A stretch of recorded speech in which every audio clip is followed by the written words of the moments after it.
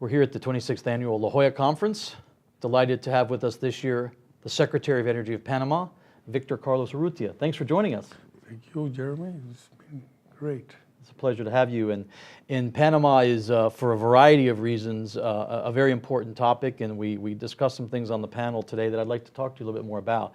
Let's start with something that's not unique to Panama. In fact, it's sort of a good problem to have, and that is Panama has a pretty impressive economic growth pattern or trend over the last several years.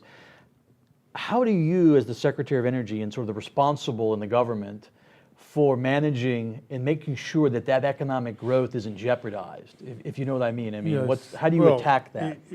In fact, it has been pretty high. And obviously the demand for electricity also increased at some alarming levels. Yeah. We had a couple of years, one after another, where they were above 6% growth. And it is a problem, but it's, as you say, a good problem to have.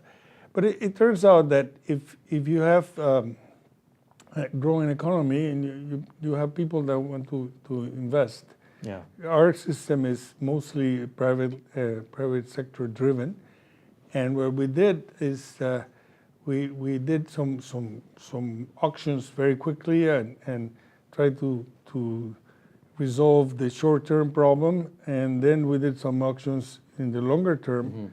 And so we are at this moment in a very let's say relaxed, I don't want to say clear situation, but because as an old operator I always worry that something might go wrong, but we don't foresee serious problems with generation.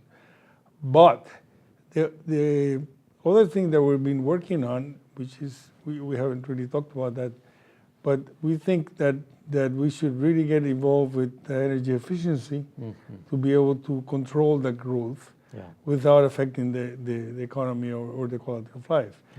And so we, in our office, we're being implemented a whole bunch of programs now for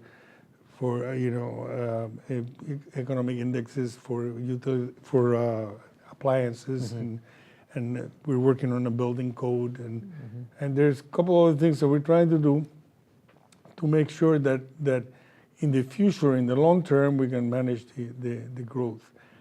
Obviously, the other part is that, for instance, we have been very much hydro dependent for many years. The amount of hydro left in Panama is very limited. So we are going into a new era of generation. We're bringing in more renewables, but we're also having LNG, which has been kind of a new thing that's happening now. And I want to talk about that, but before we talk about that, let's talk about a little bit about integration, because Panama is, when it comes to Latin American electric integration, sits literally in the middle of Central American integration and integration with South America. And I think you just referenced some of the hydro capacity, but talk about integration and also how it helps solve some of your energy challenges. Well, we have been participating very aggressively in the interconnection of Central America. There's the CIEPAC project was financed by IDB. I have to give them credit. Yeah. But and it has been quite successful, I would say. It has some design problems from the get-go because of the lack of experience, I would say. So there have been no long-term contracts, but even the short-term exchanges have been very useful as solve our problems in Panama a couple of times in both ways. In the previous years, we had some emergency buying that helped us, and in the last few years, we had some emergency selling because we have some restrictions of internal transmission, and so our power plants were not able to supply the load in Panama, so they started selling outside, and the energy didn't go to waste. So we supplied the Panamanian load with other power plants. But so it works very nicely, and it works very nicely with the renewables, because it tends to balance out the intermittency of renewables in different places. We have now been working for a long time with the Colombia integration. The Colombia interconnection is a lot more than Colombia. It's all of South America, really. It is the last piece that will open up this whole interconnection. Because Colombia is integrated with Venezuela and with Ecuador. In fact, they have a very strong interconnection with Ecuador. Yeah. And Ecuador has been doing a lot of investment in hydro. Colombia has a terrific hydro, and Colombia has a very good market too. So they're now talking about integrating all the way down to Chile, which is going to take a while. But interconnecting Central America with South America is a great idea. We have had some environmental and social issues. It's a very long line. It's going to be a DC line. And it goes through the Darien, right? That's one of the issues. But no, now it's going to go to the sea. That's right. Okay. It's going to go underwater. Going through Darien was politically and socially very, very unacceptable. And we call that the third rail, you know. Yeah. And so we went, we threw it in the water. Actually, the Colombian Environmental Authority was the first one to say he has to go in the water, and we follow. The economic model has changed over the years. Yeah. So we're now at this moment doing a reevaluation of the economic and let's call it the regulatory framework to make the economics work, which is one and the same thing. I mean, at the beginning we were thinking of a line that was going to be a merchant line, and the price differences have been going in against that, and so now we need kind of more secure solution, and transmission lines really require some base rate help. The cost recovery element is always important. So we're working on that, and I feel very certain that we will have the interconnection. As I mentioned before, this morning, Guatemala has built a line with Mexico. The commercial part of it is not worked out very well yet, because at the time Mexico was an integrated utility, and Guatemala kind of did a government to government. So we're now trying to open that up so that all of the agents in Central America can actually buy or sell in Mexico, and Mexico is opening up their market. So we are very enthusiastic about what's going to happen there. So maybe we'll have an interconnection of the Americas. Well, that was talked about. And that will be right up the Institute's idea. Absolutely. I mean, the Institute, one of the founding principles was economic integration, and within that is, of course, regional energy integration. So, no, we believe it's a key element to. And, the interesting thing we talked a lot about, and you just mentioned as well during the conference, is the role of integration as either the storage or the balancing element as more renewables come in.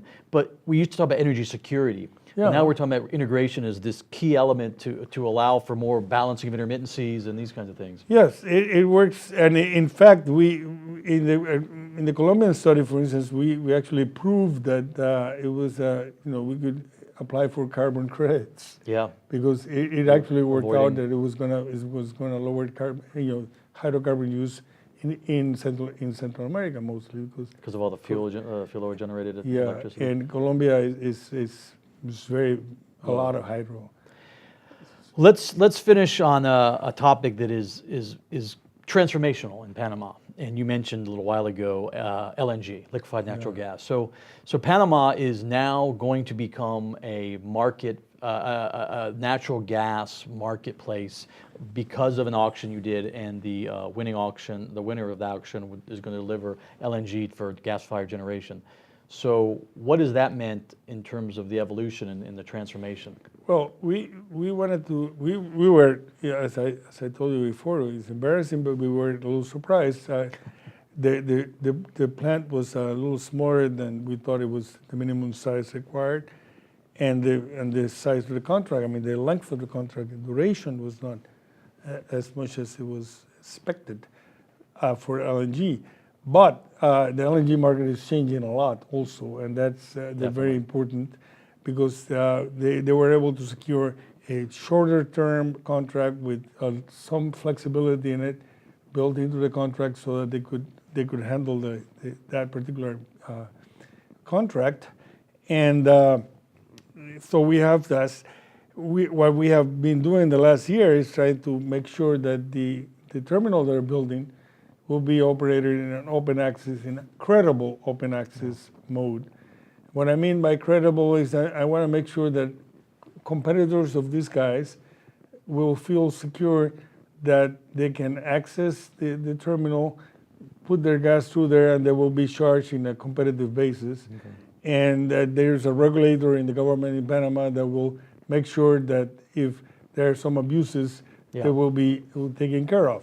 If we can convince people of that, then the growth of use of LNG in Panama will be very quick. And I think we're in the path, but we'll experience will have to tell us. Next year when I come, you'll ask me again, and probably it will take more than a year to realize whether it's going to be open or not. But this is important.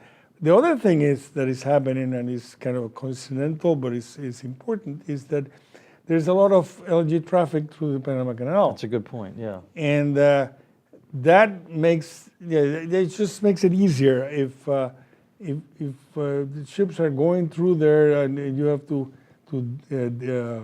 reroute a load because of some problem, or you need additional because something else went wrong.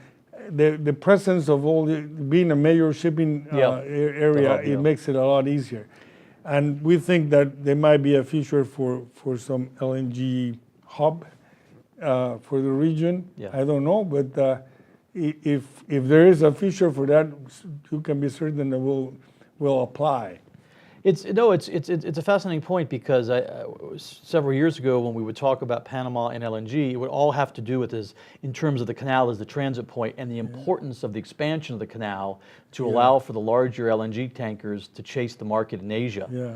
So we'll definitely pick up on that and see where we stand. I'm getting quite a reputation for asking people questions and then asking them the same report back the next year, right? Yes, yes. And but that is I think is makes it worthwhile.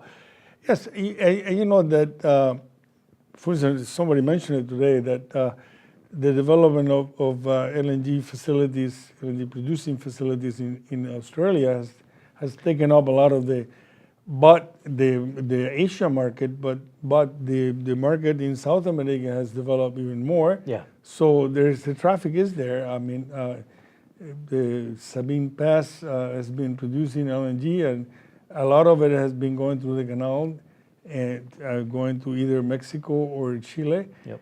And obviously they've been shipping also to Europe and a little bit to Asia, but they ship to even sent to the Middle East. Yeah. I mean, LNG is becoming much more of a commodity, and maybe in a few years, all these restrictions and all this inflexibility will go away, even though we had an expert today saying that it's not going to go away. We'll see. But you're absolutely, it's an interesting point to end on, which is part of your surprise in the winning of that auction was because we were all conditioned to the long-term contract, the amount needed, the size of the power plant, the anchor, and that's all changed. And the take or pay type contract, and that has all changed. That's all changed. Victor Carlos Urrutia, what a pleasure to have you. Thank you so much. We look forward to seeing you in Panama. Yes, thanks for coming to La Jolla. Jeremy, it's been a pleasure being here. Thank you.